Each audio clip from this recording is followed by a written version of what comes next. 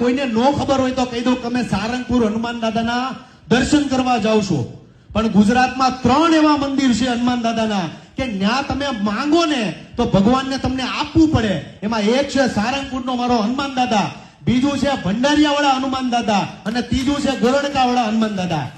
આ 3 હનુમાન દાદાની સ્થાપના ગોપાળન સ્વામીએ કરેલી છે, આ 3 મંદિરની.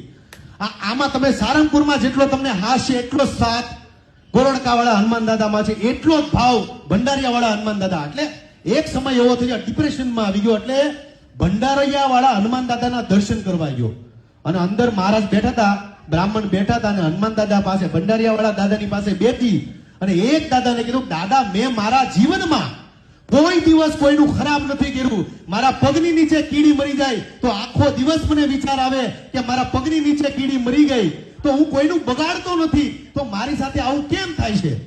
આ તેલની શરૂઆત મેં કરી છે, મને કોઈ આવડતું નથી, કોઈ નોલેજ નથી, ધંધાનો ધ મારા જીવનમાં મેં નથી કર્યો, હવે હું કરું હું.